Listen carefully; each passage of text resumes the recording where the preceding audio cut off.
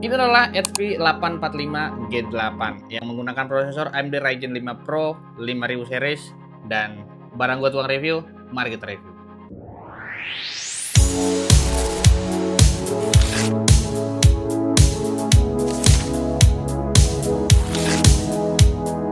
Kita mulai dari desainnya. Laptop ini datang dengan desain Shamsel yang mana di bagian depan sini, di bagian atas ada kameranya yang resolusinya 720 HD dan di bagian bawah sini ada logo HP-nya. Dan lanjut lagi di bagian keyboardnya menggunakan layout QWERTY ya standar kita atau yang biasa kita kenal keyboard US. Nah, di sisi kiri kanan keyboard ini ada speakernya. Seperti ThinkPad, HP juga ada ciri khasnya. Di bagian tengah sini ada tombol atau yang biasa disebut dengan track point. Nah, di bagian bawah sini ini namanya trackpad atau apalah sebutannya, trackpad atau touchpad atau apalah itu. Di sini dia bisa 3 gestur ataupun 4 gestur. Nah, di bagian kanan sebelah sini di bawah speaker di sini ada fingerprint, artinya laptop ini bisa unlock menggunakan fingerprint. Dan di bagian kiri sebelah sini di bawah keyboard juga ada tulisan logo EliteBook. Ya, seperti biasa logo EliteBook itu memang harus ditempel di mana-mana biar tahu kalau ini adalah HP EliteBook. Kan kita tahu kan HP ada banyak varian, ada ProBook, ada EliteBook, Pavilion dan lain sebagainya lah. Nah, ini EliteBook yang 845 G8.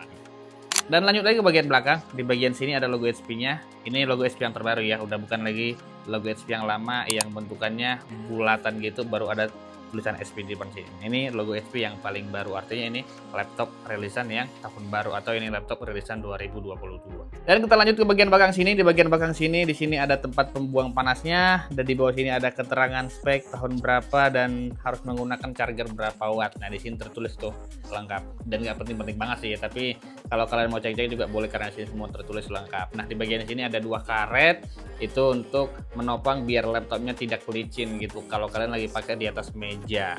Nah, itulah desainnya, kurang lebih seperti itu. Desainnya menurut gue ini desain yang cukup premium dan menarik gitu ya. Warnanya warna silver dan kalian boleh cobain nih laptop. Kalian bisa langsung cek aja, link ordernya ada di bio. Nah, sekarang kita ngomongin spesifikasinya. Laptop ini menggunakan prosesor AMD Ryzen 5 Pro 5000 series atau lebih tepatnya 5650U dengan 6 core 12 thread. Nah, jumlah core-nya banyak, thread-nya banyak, artinya laptop ini bisa dipakai buat gaming.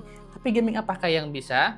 Nanti gue kasih lihat karena laptop ini udah gue tes menggunakan Geekbench ya. Tes sederhana sih, tapi semoga bisa jadi gambaran buat kalian. Walaupun laptop ini hanya gue rekomendasikan buat game-game ringan seperti PES ataupun Point Blank gitu. Bukan yang berat-berat banget gitu ya, karena laptop ini ya lagi-lagi GPU-nya single gitu, terintegrasi, bukan yang ya dedicated gitu atau bahasa lainnya apa, discrete gitu ya. Bukan, laptop ini cuma single GPU aja. Dan laptop ini menggunakan RAM DDR4 yang masih bisa di-upgrade hingga 32 GB. Nah, sekarang ini yang saya pegang ini RAM-nya 16 GB dan storage-nya menggunakan SSD M2 2280 NVMe, storage-nya di 256 GB yang masih bisa di-upgrade hingga 1 TB. Dan kalau kalian mau check out laptop, tergantung kalian butuhnya buat apa. Ya kalau butuhnya buat harian aja, buat daily aja, buat office aja yang varian 256 GB sudah cukup buat kalian. Kalau kalian punya budget lebih ya silakan ambil yang 512 ataupun 1 TB. Masih recommended kok.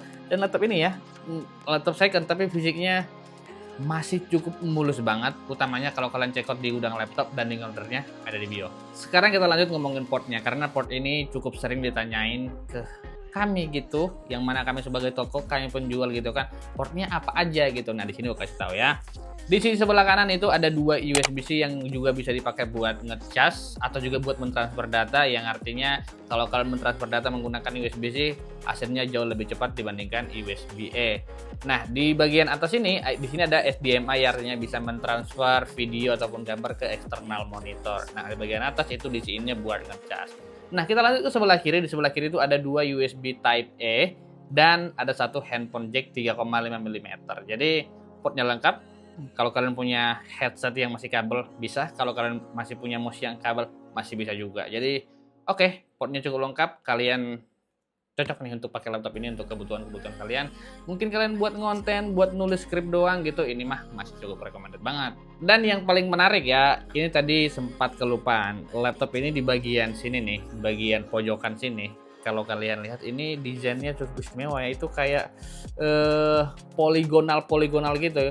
Desainnya nggak seperti desain SP pada umumnya, apalagi kan ini kan SP kan desain yang paling baru, artinya dia punya desain yang jauh lebih menarik dibandingkan SP tahun-tahun sebelumnya gitu.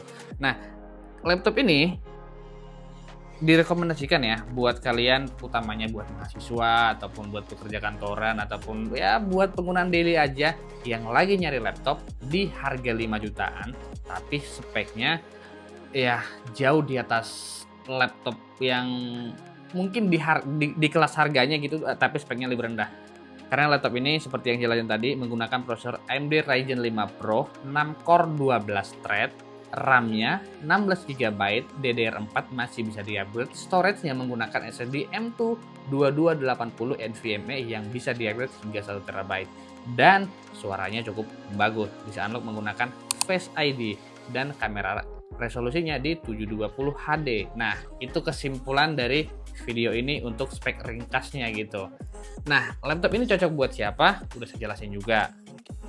Jadi, kayaknya video kali ini gitu dulu lah ya. Untuk hasil tesnya nanti gua spill di akhir video aja, karena gua udah tes menggunakan.